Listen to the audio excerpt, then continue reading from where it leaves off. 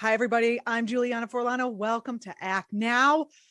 Joining us on our program today, Robert Hennelly. He is the author of this book, Stuck Nation. We are going to be talking about whether the United States can actually change course from our history of choosing profits over people. It doesn't seem like we have. Bob was on the ground covering what happened as that topic relates to 9/11, and this is our pre-9/11 program. Thank you to anyone who is watching who took part in that, and we hope you are being treated well by our government, but we know that you are not, and we're going to talk about that with Bob. Amy Vilela, she is running for Nevada's 1st District, is our second guest. I saw her speak at a Bernie rally in Nevada, and when she was available to come on the show, I jumped on it. We're hoping to support her campaign, so stick around. We're going to have a great show.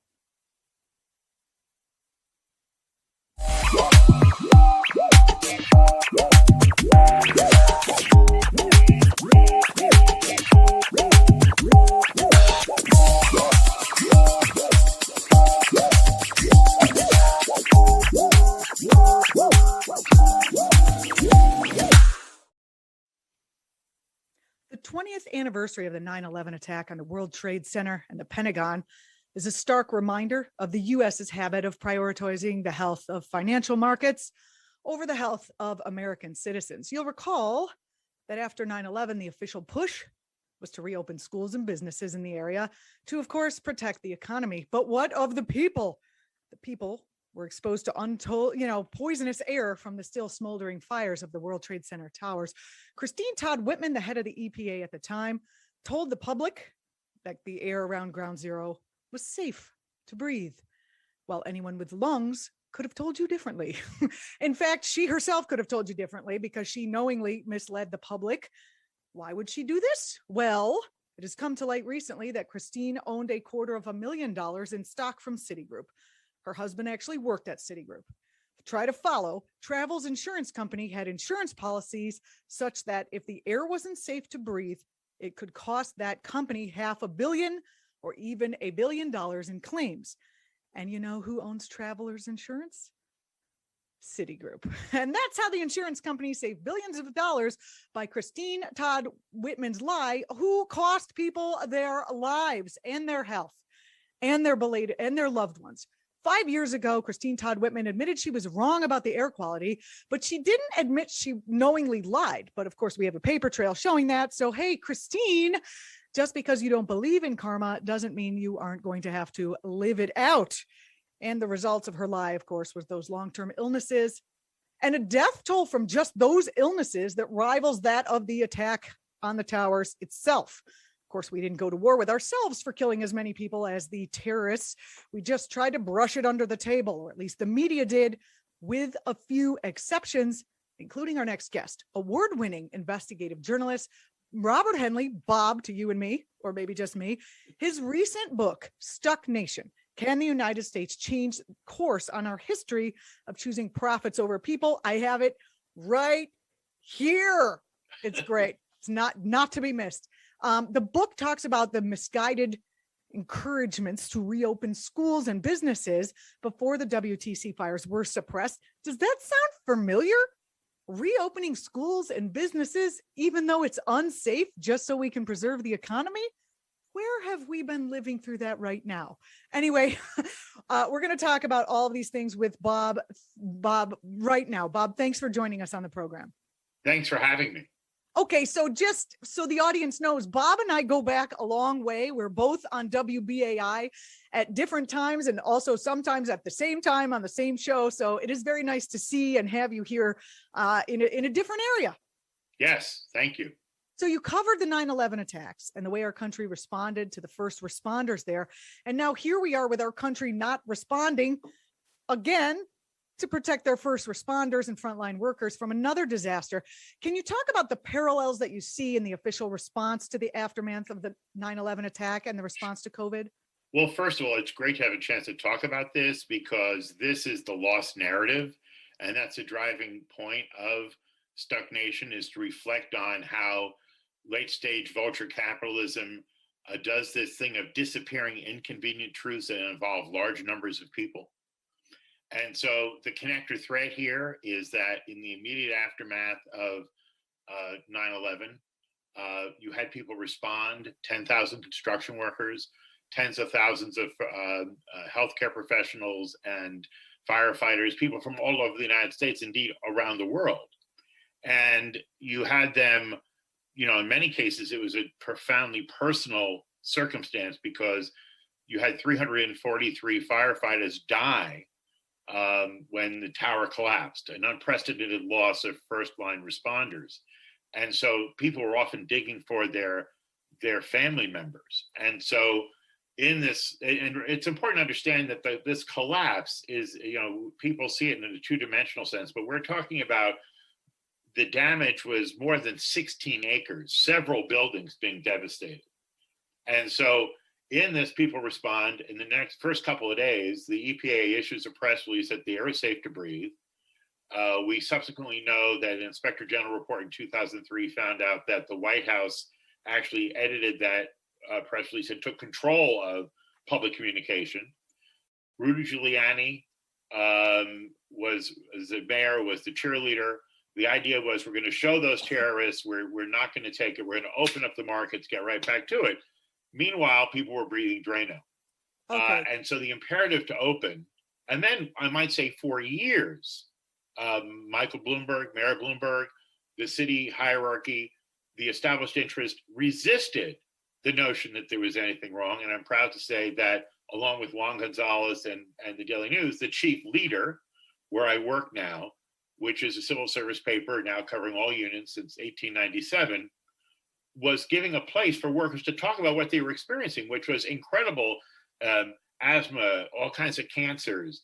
And so it took years for finally the Drug Act to be put in place.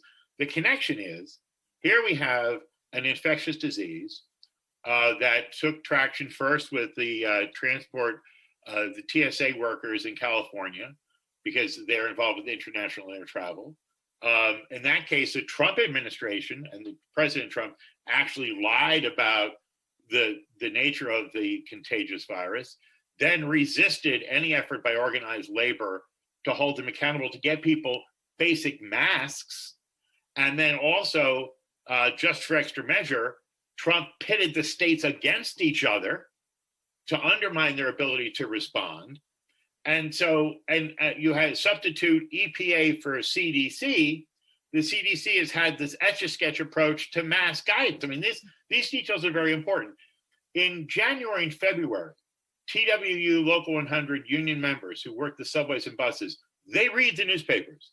They read the Financial Times. They knew that there was a virus afoot in the world. They began to wear masks, and they were told by management when they were working in subways that it wasn't part of their uniform and that they were scaring passengers. Mm-hmm. And the mayor, who I asked, Mayor de Blasio at the time about this, he said, well, the guidance from the CDC is only healthy people don't need to be concerned with masks. We need to keep the supply ready for those who are sick and clinical care workers. At the same time, they were telling nurses and doctors that N95s, respirators, which when you go to school, you learn you take it off after each clinical encounter. That's right, one per patient. Oh, no, CDC, with an eye towards inventory control, says you're going to adopt your N95 as a pet for the week.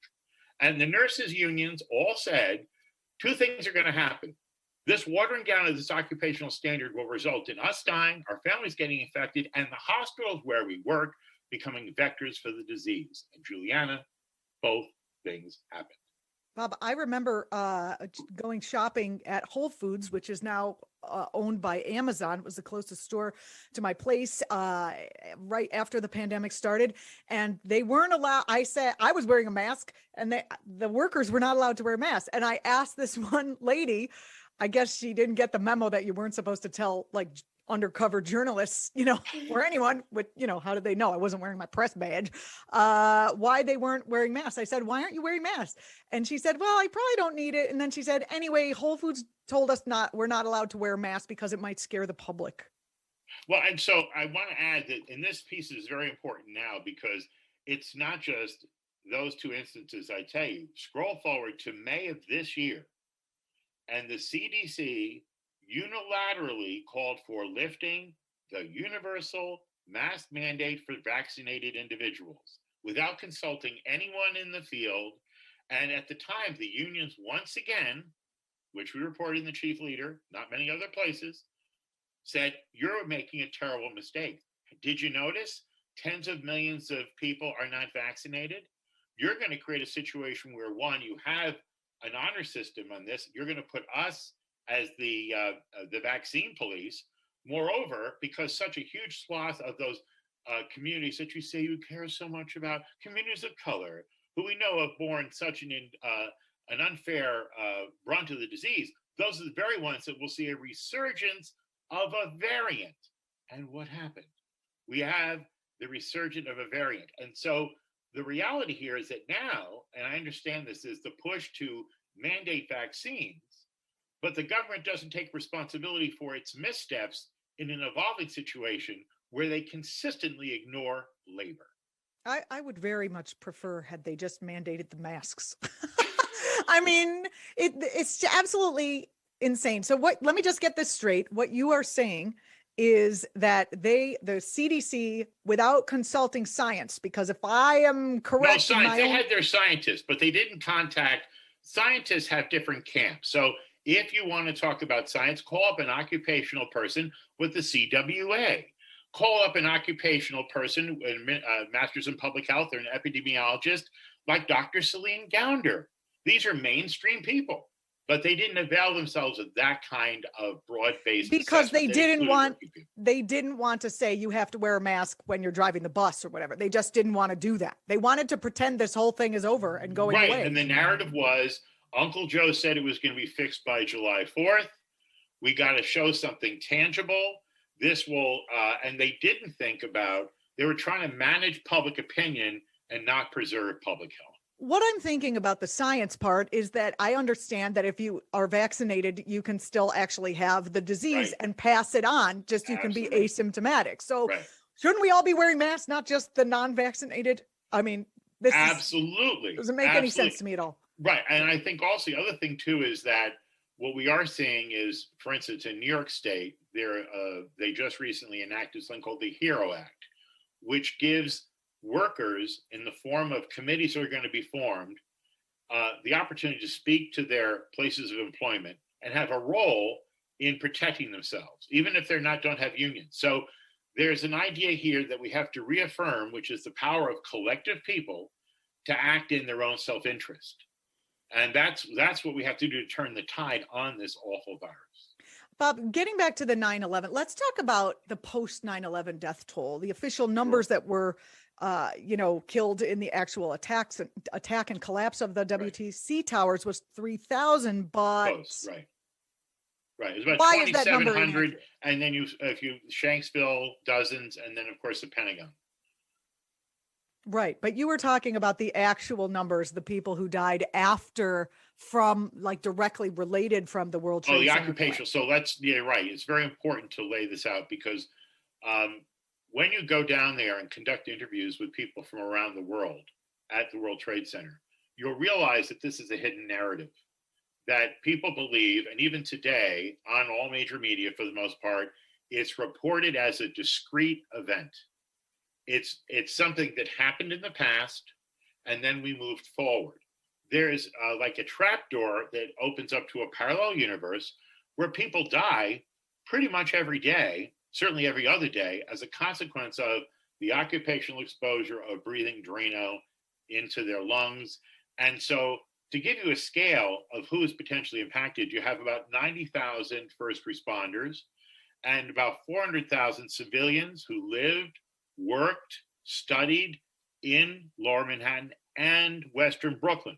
It's very important to understand how unions and community groups get organized. Pardon? That's where I was. I was studying in Manhattan, now, about a mile away.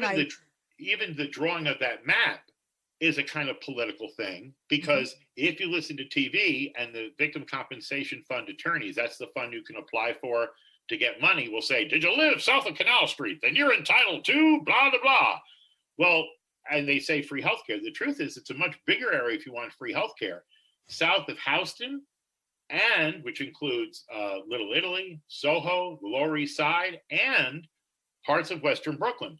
many people, only 10% of the survivors, 400,000, are aware of the World Trade Center Health Program. So one of the things that I'm doing along with survivor advocates is to make sure people know that if they have a qualifying condition, they can get free health care. And this health care is wonderful. We are seeing in the World Trade Center Health Program, the FDNY one, which I study very closely, people living longer, people beating cancer, people being able to go back to work. And so the argument I'm making in a Salon piece that's out today is let's extend that same coverage, at least we can't do universal health care. I know that put this country to shock. I'm for that. But short of that, let's have a 9/11's Drogas Day program for all the essential workers who have found themselves marginalized by COVID. And that's a very big number, which no one talks about. Gee, Bob, that's a great idea. Is anyone taking you up on this? Maybe I'll suggest it to our guest who's coming on, who's running for Nevada. One of the things is that to the credit of Carolyn Maloney and Jerry Nadler and Cinder Duckworth, last spring, I was on a conference call where this was discussed, a press call. I will say that what people don't understand is the scale. This has been downplayed as part of getting us back to work. What the risk is here if you survive COVID. We focus on the death numbers, but let's understand that in New York State, the New York State Committee on Occupational Safety Hazards, nonprofit that does occupational research on behalf of unions, they estimate 250,000 New Yorkers had an infection where they had symptoms. Another 150,000 essential workers in New York had a positive test, which means that even though they had no symptoms, they need to make sure they document this exposure, because we know from the medical research as many as 25% of people that have a COVID exposure will have a long-term consequence of varying severities. 400,000 people with a risk profile, say 25%, that's 100,000, times that by 50. In the United States, we're talking at least, we know through the Guardian Kaiser Health News Project, close to 4,000 nurses and healthcare professionals died from COVID. The number of people sidelined is much greater. If you talk about firefighters and police officers who've been killed through COVID, close to 800. So you're talking stratospheric numbers. And by the way, what these people are dealing with now is individual states' worker comp systems, which is a totally rigged system where you have to hire a lawyer to access it. So yes, this is an idea. Short of universal health care, this is something we need to do more than bang pots at 7 p.m. for our essential workers. Oh, thank you. I did bang the pots at 7 p.m. for our essential workers. For those of you who are not watching from New York State, that's what we did that was when the shift changed. So people banged pots and pans to show support and make some noise, but giving them health insurance would be an excellent idea. Gosh, there's so many threads to follow here. When we're talking about essential workers, are we also talking about those grocery store workers that I mentioned earlier, those ones who are working for a private industry? I'm sure Amazon would love not to pay. Well, they probably don't give health insurance. I'm not really sure exactly, but I'm sure they would love not to pay health insurance for their workers. So it would be this battle of the corporate titans, right? Amazon, who'd say, this is a great idea, let me support it so I don't have to pay health insurance for my workers, versus obviously the insurance industry, who, if they don't have people buying their product, they lose cash. Your thoughts? Well, I would say that one of the things that's happened here is that the EPA's role in not being straightforward and actually lying about the air quality was part of the moral equation that resulted in the bipartisan support in Congress of the Zadroga Act. And so similarly, we can say that our federal government, well documented, that through the chief executive at the time, President Trump lied about the disease, that the CDC being politicized, and the way that it didn't take into account the occupational issues for working essential workers, that means that we have kind of a moral imperative for this kind of support. And you're right about the fact that when this is all a tipping point right now. For the first time in my life, and I'm old, we see the balance of power tipping away from capital to labor. This hasn't happened. So what we have now is a moment where people are having a real existential question about what is involved with work, because they've been through so much if they had to work out in the world. There are 1 million more jobs than people looking for jobs. And so one of the things that we can press for now is a new covenant between employer and employee. Bob, this is actually great news. You know, I'm sure you know this because you're a reporter on the beat in New York City, but next week we're going to be celebrating the 10-year anniversary of Occupy Wall Street, and what a Yes. difference a decade makes. I mean, some of the conversation that started at Occupy Wall Street about class differences, 99% versus 1% versus the 0.1%, this seems like a natural outcropping of that movement as well. Well, it's funny because Stuck Nation, the Twitter handle, actually came out of my time when I was at WNYC, and I was very much caught up in covering the rise of Barack Obama. I had a chance to interview him when he was running for president and during the New York primary, and I remember the tremendous excitement. I went to, as you know, when you're doing this kind of work, you have to, when an historical event is coming, they tell you, where do you want to be to do your stand-up? So I picked to go to Rutgers in New Brunswick, right? Figuring on election eve that these kids would be excited, and I wasn't disappointed. They came flooding out of those high-rise dorms. It was like Victory Day in Europe. I think they kissed cops. I mean, it was just a bacchanal of love. And then scroll forward just a few years later to Occupy Wall Street, and many of those same young people found out that hope and change was just rhetorical, and they were living in their parents' basements, saddled with debt, and that America's conveyor belt was profoundly broken. And that's what we're living, is a situation where we saddled our young people with keeping the promise we wanted them to keep, which was get a higher education, and we punished them with debt slavery. Bob. So now they're getting back at us because those of us looking at Social Security, don't you know they're not having children? Wonder why. How are they going to afford an having a insurrection, child? a pandemic, and gross debt? What would hold you back? Yeah. And then, the undermining of public schools, so that public schools are, if you want to give your kid a good education and you're not living in a high rent district, you have to get on the school board, and who has time for that because you're working 2 jobs. So it's difficult. It's difficult to afford children and give children the kind of life that they deserve here in the richest country. Are we still the richest country, Bob? We are. So far. Yeah. Oh, yeah. Can you tell me a little bit about your personal experience on 9/11? I know, you've been covering the beat of labor. So where were you? Were you in the city? This is curious because I was working for Pacifica Network News, which is an entity that no longer exists. Yeah. And I just had a Comrex line put in. And so it was capable. I lived about two some hours and change west in the Highlands of New Jersey. That particular day, I did not go in, but we were on the air because BAI, its transmitter was on top of the Empire State Building, which was not knocked out, whereas WNYC, their transmitter was on top of the World Trade Center. So it was pretty much, that seems kind of fitting for the 2 channels. And so what ended up happening was I just stayed on the radio trying to work and get the information I could to get a sense of what was going on. And then, of course, WBAI was at 120 Wall Street, way at the end by the East River. Mm-hmm. So whenever we went in, I mean, in essence, it was kind of fortuitous. There wasn't the same level of exposure that people that went right to the pile. And I have to tell you, to be honest, I am the great-grandson of coal miners. And so when I see things like that, they sing to me as angels with black lung, and I don't go near those places. I never had the desire to go there. I was in Manhattan. I never had the desire to put my foot in the pile. Bob, that brings me to a question I wanted to ask you about this. Sometimes when people think about labor and they think about, especially the white working class, whether they're in a labor movement or not, they think that they would be Trump supporters, and they have been. Do you have any evidence or even anecdotal thoughts or ideas to share about, or information to share about, are the people who understand that they got completely screwed by our government after 9/11, the workers, the first responders, are they aware that I mean, not to drag you into party politics, but that Trump is also not going to help them at all?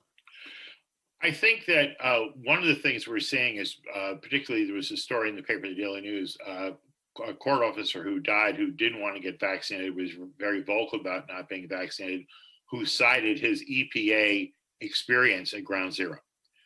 I think that I think Michael Moore referred to voting for Trump like throwing a Molotov cocktail into the system. I think that there are people that basically just wanted to do tremendous damage to the established order and saw that that vote was a way to do it. And there's still kind of a residual belief in this reactionary idea. I mean, one of the things that is just being processed is what a tremendous waste. We didn't touch on this. The further notice war on terrorism was.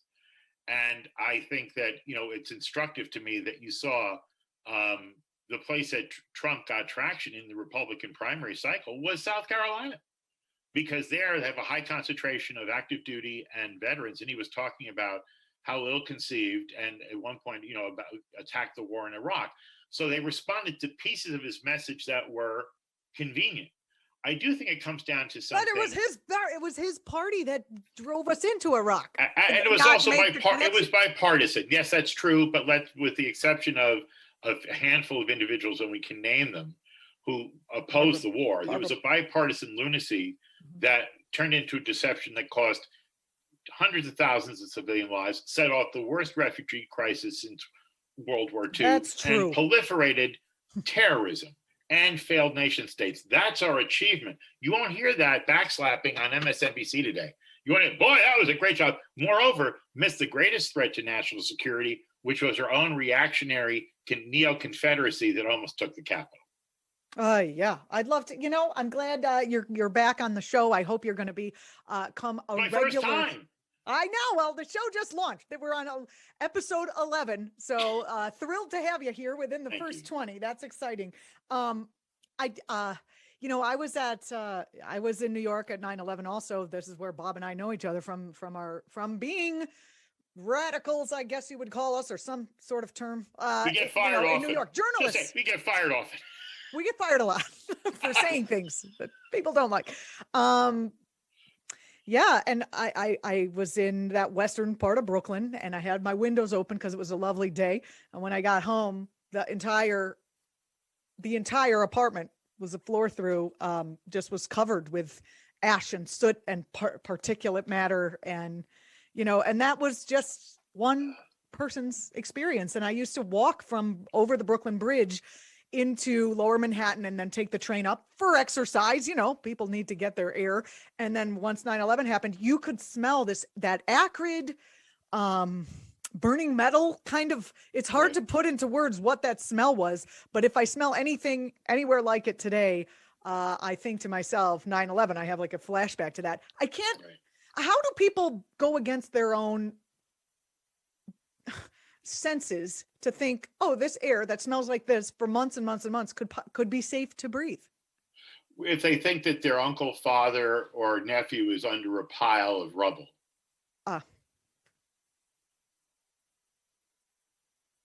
Well, that answers the question. But still, I mean, people sent their kids back to school. Right, because people want and that's Nyland Nordstrom, who is the activist who is from Stuyvesant High School at the time, and now is doing this real activist push. There's 19,000 kids that were K through 12 that Rudy Giuliani ordered back into schools that now have to worry about long-term health conditions because of our rush to normalize the economy. That's the legacy. I have a few more questions for you, actually, Bob, but I just want to make sure, is our other guest in the green room waiting for us? That's my question. If she's not here, I really want to pummel you with a few more, if you don't mind, because it's a joy to have you here. Let's talk about your book, first of all. I mean, we've been talking about 9/11, but your book it's a hopeful book. I was happy to see hope written in the pages. Stuck Nation, Can the United States Change Course on Our History of Choosing Profits Over People? Talk about whether you think that's the case and why you wrote this book at this time. I guess it was the sense that we were seeing this cycle of things where you had the insurrection, then you had this pandemic, which demonstrated the lack of cohesion in the country, right? It was coming apart in a profound way. And so the way that the media tries to put this into place is still with the notion that we're the best country, and this notion of American exceptionalism, even as the Daily News shows the opposite. Mm-hmm. And so I thought that, there were a lot of people that I have been working with and reporting on who I saw through the process of this time of tribulation really advancing the circumstance of working people. One example would be Sarah Nelson, who is the head of the flight attendants CWA union, about 50,000 flight attendants working for 17 different air carriers. She, along with John Samuelson, TW Local 100, leads of a union around 150,000 people in mass transit, rail, and air sectors. They came together with this payroll protection plan, which kept the airline industry intact in the midst of this pandemic. And it was much more something you'd see in a Western European socialist democracy, where bad news for the 1%, the big CEOs, no bonuses for you, no stock buybacks. It kept paying the people that make the planes fly. Imagine that, respecting the fact that multiple kinds of people with all different skills, baggage handlers, people that are jet mechanics, people that actually fly the planes, they're intricately important and equally important as a CEO. How American, kind of. And so this plan was actually funded and rolled out and kept this industry intact. So that's an example of, and then talking to Reverend Dr. Barber and how he's been able to connect these issues of picking up the agenda of Martin Luther King about the connection between the original sin of slavery, America's inability to come to terms with the questions of race, and connecting it to the way that our economy has kind of runs on this fundamental wealth inequality, and making the connection between the two. And then seeing that it can be put into action in terms of registering people to vote. And before you know it, you have 2 Democratic senators from Georgia. How did that happen? That happened because Reverend Barber and people working on making those connections found this tremendous reservoir of agency in poor and low wealth workers. And so that's why, for instance, it's so important that we keep the promise of the Biden-Harris campaign and give them a living wage, right? So we have all the tools. And in this big dialectical battle between the idea of the Democratic Party, which has this sense that immigrants reflect our potential, they reflect the fact that we are abundant profoundly, that we have, even with all these limitations, all the potential that you can imagine. And it's based on embracing immigrants versus the fear, the scarcity, the Republican red, there's not enough to go around. Those are the 2 great principles at work. And I see the forces of abundance and faith in ascendancy. Yes, even in the middle of a pandemic. Oh, Bob, that is great to hear, especially from someone like you who have been out, who've been covering this for, as long as I've been reading it and probably maybe even before then. The new documentary that came out about 9/11 is, as Amy Goodman on Democracy Now! Put it, jaw-dropping. Have you seen it? Which one? There are quite a few. Oh, there are. And it now would be the time to have them come out because it's top of mind. But I'm forgetting the title of it. You're but talking it's about Spike Lee's Magical Mystery Tour, or? No, it's the one about the air quality. And yes, that one. Yes, I've been following Democracy Now. Yes, that yes. Christine's lie, and how Zadroga, the one that the bill was named after, Officer Zadroga, was basically like turned away from his work. They wouldn't give him workman's comp. They didn't want to admit that his illness was a direct response to his work on 9/11. I was covering Bloomberg at the time on a day-to-day basis. And so I remember, and I've spoken with Jim Zadroga's father, who is himself a retired police officer. And there was such heavy stakes in any kind of admission by the government that they did treat everybody that was making any kind of claim about this as a threat to the established order, because they didn't want to be on the hook for the huge amount of liability, because there were a lot of things that were done there that rushed the cleanup. I mean, we've talked about the original lie, but that's compounded a million times by the way that they ran roughshod over occupational health on a scale that really people haven't come to terms with. And so that's right. The NYPD treated him like a pariah. And it was actually only because the New Jersey medical examiner conducted the autopsy that there was something that was objective that changed the entire ballgame. And right afterwards, Mayor Bloomberg, who I covered, said at the time, people looking for heroes. He's not a hero. He was a drug addict. He said that. He said that. And then he had to apologize to the family and then became a great advocate for the World Trade Center health program. But the reality is, for several years, the city of New York and the established order resisted admitting the toll that this original lie from the EPA was taking workers. And even today, you won't hear this reference that people are still dying from this original counting by the federal government.